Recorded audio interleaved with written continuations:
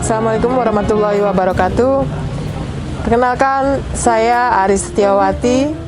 Saya adalah guru produktif di program keahlian agribisnis tanaman SMK Negeri 1 Malang. Pada Java Innovative Education Summit 2025 atau EDIS ini, saya akan membawakan inovasi di dalam pembelajaran berupa optimalisasi pembelajaran berdiferensiasi melalui Teaching Factory di Karisma Farm SMK Negeri 1 Malang yang saya sebut dengan DIVA.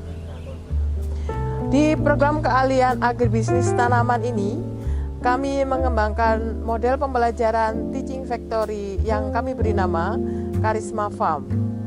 Di Teaching Factory Karisma Farm ini, kami mengembangkan beberapa komoditas yang kami golongkan menjadi tanaman sayur yang dikembangkan secara hidroponik, kemudian tanaman buah-buahan semusim yang juga menggunakan teknik hidroponik, tanaman hias kami fokus di pengembangan budidaya anggrek, juga kultur jaringan yang juga fokus di pembibitan anggrek, dan selain itu kami juga mengembangkan komoditas sayuran organik yang kita tanam di lahan dan di polybag.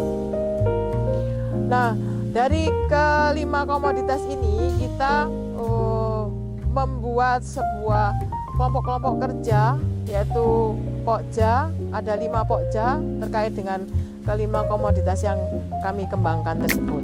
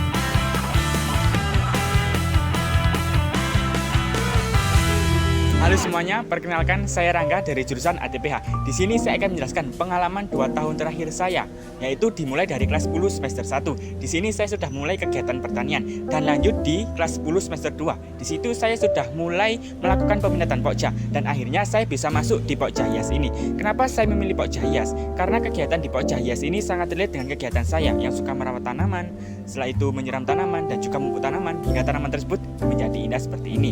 Saya merasa sangat nyaman dan juga enjoy di pokja hias ini, dan kelas 11 ini saya sudah mulai memahami cara merawat tanaman anggrek agar bisa menjadi berbunga yang indah seperti ini. Dan saya percaya bahwa keindahan merupakan suatu hal yang penting dalam kegiatan pertanian. Sekian dari saya, terima kasih.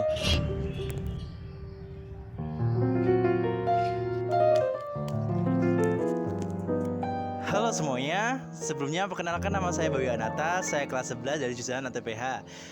Di kelas 10 saya sudah diajarkan beberapa komoditi di jurusan ATPH ini.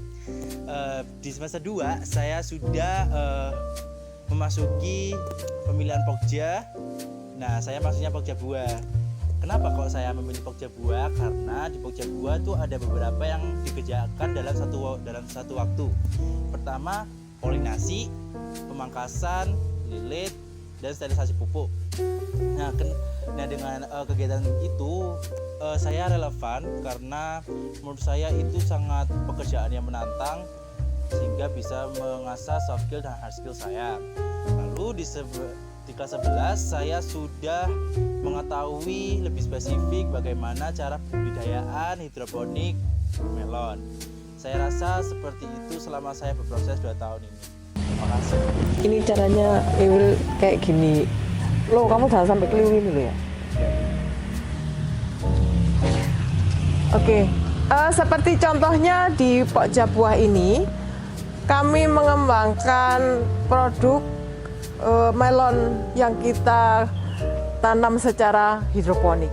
Nah, di dalam budidaya tanaman melon ini tentunya banyak hal yang harus dilakukan. Jadi dalam satu hari atau satu waktu anak-anak ini harus mewiwil, kemudian cek drip dan melilitkan, polinasi, dan proses pembudidayaan melon hidroponik ini juga lumayan menantang ya, karena masa panennya lama, kemudian di dalam perjalanannya kemungkinan kena penyakit ataupun hama, sehingga anak-anak yang kita kelompokkan di Pokja ini harus memiliki multitasking, kemudian mereka yang suka tantangan dan mampu cepat beradaptasi dengan kondisi yang ada sehingga mereka bisa menjaga tanamannya supaya tetap sehat, dan juga mereka harus mampu beradaptasi ketika tanamannya mengalami fase polinasi, ya harus dipolinasi, mengalami fase pembuahan mereka harus tahu apa yang harus dilakukan, seleksi buah dan sebagainya.